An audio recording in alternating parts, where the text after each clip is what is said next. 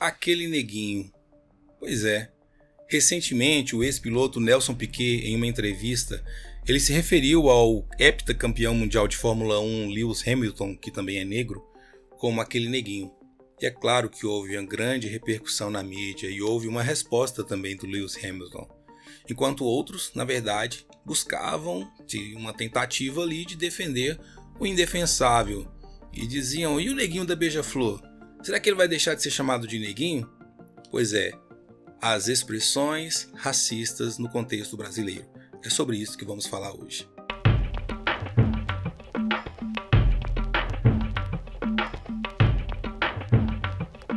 A perpetuação de expressões racistas através dos séculos diz muito sobre o preconceito racial que é praticado no Brasil, sobre esse tipo de preconceito praticado no Brasil. O racismo ele pode ser observado em diferentes níveis, desde sua forma de expressões naturais no dia a dia, quanto nas suas formas institucionais e até mesmo no nível de comportamentos abertos de discriminação, de agressão física ou mesmo de agressão psicológica. Assim é possível dizer que o racismo ele é estrutural, ou seja, ele tem uma matriz e mantém uma matriz de racialização nas instituições e, consequentemente, ele é estruturante também porque molda as relações entre as pessoas. E é no nível das relações interpessoais que as expressões racistas acabaram se tornando elemento potencializador do preconceito. É preciso entender que a linguagem ela é dinâmica e as palavras, bem como as expressões, elas adquirem significados diferentes em diferentes épocas e diferentes contextos. E por que eu digo isso? Por exemplo, a palavra racismo, no final do século XIX, tinha uma conotação pseudocientífica, uma teoria em que pese falsa, mas hoje tem uma conotação de crime, algo que deve ser repudiado. Mas como as pessoas, as expressões também têm histórias, e muitas dessas expressões racializadas foram criadas justamente no contexto da escravidão no Brasil, e não somente como forma de insulto, mas também como uma forma de desumanizar os indivíduos africanos e seus descendentes de pele preta ou pele negra. Assim como as pessoas, as expressões têm histórias, e muitas delas foram criadas justamente no contexto da escravidão no Brasil.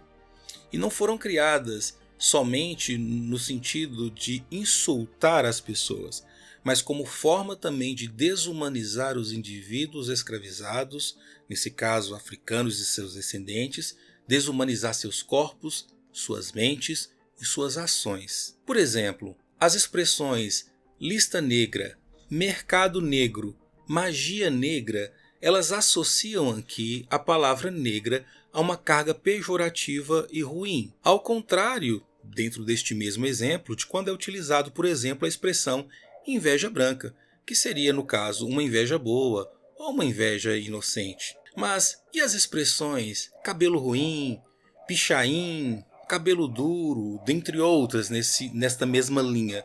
Elas têm a sua origem nesta necessidade de desqualificar uma característica física muitas vezes natural em pessoas negras. Já aquela expressão não sou das tuas negas ou aquela outra disputar a nega são expressões que, além de obviamente racistas, são machistas e nascem desta visão de hierarquização social, como foi apresentado no livro Casa Grande e Senzala, de Gilberto Freire. E, além de tudo, são expressões que são heranças do patriarcado, de que senhores escravizados eram também senhores dos corpos das mulheres escravizadas. Já aquela outra expressão, preto de alma branca, ela é um falso elogio, pois significa dizer que, apesar de ser preta, aquela pessoa, desqualificando a cor da pele, ele tem contudo a dignidade associada ao branco, ou seja, preto de alma branca. Já a expressão denegrir, esta significa literalmente e etimologicamente tornar negro, como algo maldoso, algo ofensivo. Já a expressão ser visto de preto, esta é notadamente uma expressão racializada que busca desqualificar o trabalho de pessoas negras. Mas tem palavras ou expressões que na verdade elas adquirem conotação pejorativa não somente por sua origem, mas pela forma como ela é utilizada. É o caso, por exemplo, da palavra negro, negra, preto ou preta. que são identificadores, ou seja, são palavras identificadoras. Se você me perguntar como me identifico, posso dizer que posso me identificar como pessoa negra ou preta, o que obviamente difere de alguém me chamar de negro ou preto. Porque as pessoas não se chamam assim. Você não chama uma pessoa só porque ela é judia de judeu ou branco de branco. E pior quando não vem com alguns qualificadores como neguinho ou negão. Ou seja, são formas de uso que racializam as relações entre as pessoas. Por que as pessoas deveriam se relacionar umas com as outras, referindo às outras por sua cor de pele ou raça?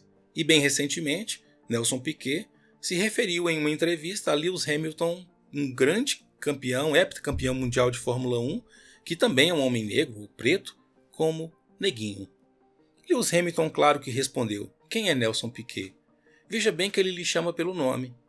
Enquanto a fala racista do ex-piloto tenta obviamente reduzir a gloriosa carreira e também a personalidade marcante de Lewis Hamilton ao falso espectro depreciativo da cor. Porque é diferente quando as pessoas introduzem em seu vocabulário um diminutivo ou aumentativo como negão ou neguinho como uma forma afetuosa.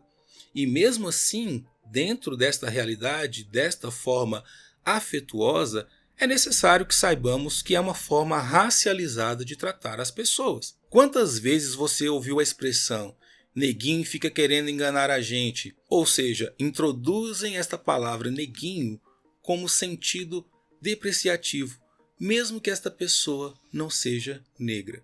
Consegue perceber?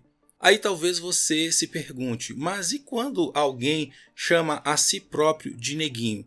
Esta é a forma como ele quer ser chamado? Então é a forma com a qual você deve se referir a ele. Mas isso não significa que o fato de você se referir a ele desta forma é a mesma forma com a qual você pode se referir a outras pessoas que também são negras ou também são pretas. Outras podem entender isso como uma forma ofensiva. O que fazer então? Conhecer o sentido original e a história de uma expressão é para saber afinal do que é que estamos falando.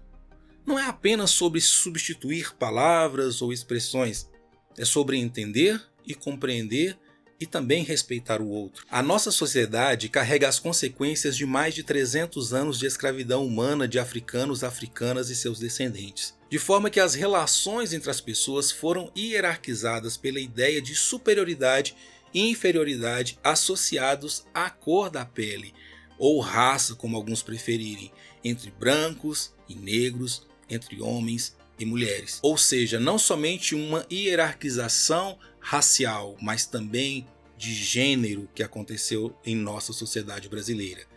Então é preciso educar o olhar, educar o falar, educar o sentir.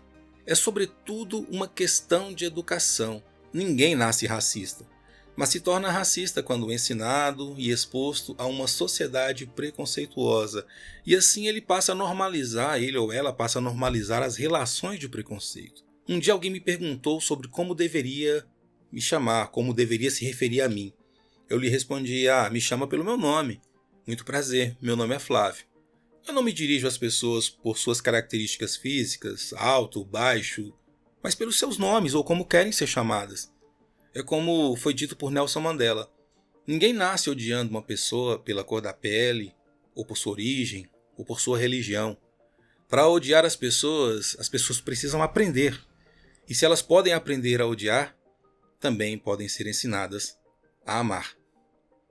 Já que você ficou comigo até aqui, se inscreve no canal e venha apoiar este projeto para que possamos espalhar o conhecimento de história da África e de cultura afro-brasileira. Tudo tem história, tudo é história. A África e seus descendentes têm muita história. E eu vim aqui contar elas para você.